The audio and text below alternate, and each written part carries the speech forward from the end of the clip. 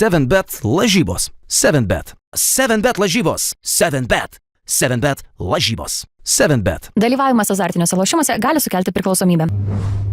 Ir toks skaudus toks pralaimėjimas, kaip bendrai tiesiog koks komentaras būtų po rungtynių po tokios skaudus pralaimėjimo?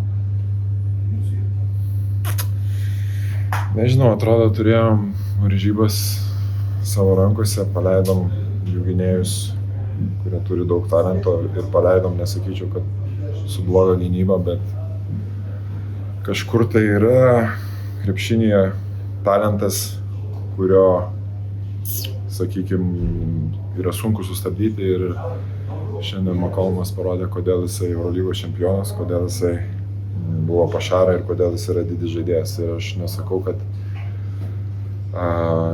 jis kažkoks nesustabdomas ar panašiai, bet tiesiog žaidėjo klasė, o kas liečia komandos pasirodymą, manau, kad tikrai parodėm, kad esam šitam levelį, sakykime, bet iki galo truko. Skaudus pralaimėjimas patirtas, bet kiek pačiai komandai buvo svarbus tas charakterio demonstravimas, apie kurį ir treneris kalbėjo, ir tiesiog buvimas rungtynėse nuo pat pradžių iki pabaigos? Nežinau, ar mums reikia kalbėti apie tą charakterį. Aišku, čia yra dabar daug tų spekulacijų, kaip mes išeinam į LKL.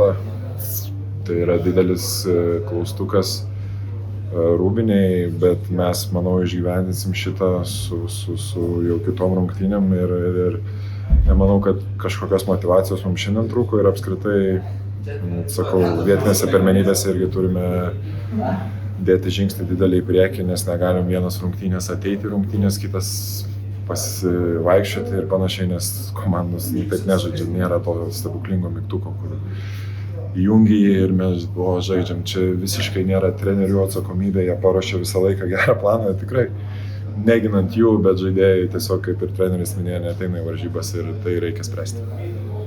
Ketvirtas kėlinys prasidėjo gerai, ten ir ta atkarpa dviženklis pranašumas buvo susikrautas, žinoma, analizės bus daromos turbūt rytoj, bet žvelgiant iš dabartinės perspektyvos, kas sustojo tada, kad varžovai taip greit vėl viską susigrąžino? Labai sunku kažką tai pakomentuoti, bet sakau, vienas iš faktorių buvo jų gynėjų žaidimas ir paleidimas jų, sakykime, nes plius minus kontroliavom rungtynės, sakykime, tas 35 minutės ir atėjo ir padarė skirtumą talentingi žaidėjai. Šiaip nesakau, aišku, kad negalim laimėti rungtynių per gynybą, bet vis tiek tą pikinį rytą, kaip įsivaizduojam, tai yra tas aukšto rezultatyvumo rungtynės. Ir šiandien atrodo, kad tas po pagrindinio laiko buvo 76-76.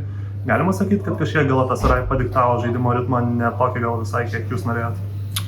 Nežinau, manau, kad kartais ne visada rungtynės laimėsi gynybą ir tas tempas buvo, koks jisai buvo, nežinau, sunku dabar irgi atsakyti tą klausimą.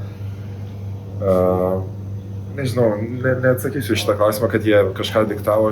Mes, sakykime, mano nuomonė dar padarė labai daug 50-50 kamuoliai, kur jie 3 ar 4 kartus mus nubaudė tritaškų metimų.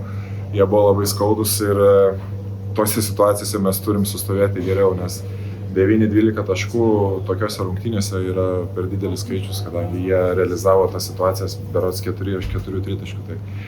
Tai čia buvo skaudžiausias momentas irgi.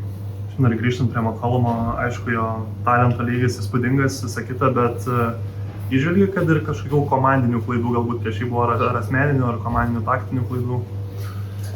Nežinau, dabar labai lengva būtų kažką tai sakyti, bet mes ginamės, jis sumetė sunkius irgi metimus, sakykime, nuo vienos kojas, flauteriai, visokie, nenoriu dabar komentuoti, kontestai, dvitaškiai, klasės, didelės klasės žaidėjas ir nesustabdysi jo, galėjom, aišku, nuimti, manau, 4-6 taškus, bet nepavyko. Kitas aukštos klasės žaidėjas ryte, Jerikas Hardingas, jo ta lyderystė, būtent ėmimas iniciatyvos labai matosi, kai rytui būna sunku. Kaip galbūt ta lyderystė pasireiškia ir už aikštės ribų, ar tos pačios minutės pertraukėlės, suolas ir panašiai, ar čia ta lyderystė taip pat atspindi, ko galbūt tie patys ir gali žiūrovai netiek išvysti? Jerikas biški ramesnis toks kaip žmogus, tai jisai per daug nesireiškia, bet jisai labai gerai reiškia aikštelėje.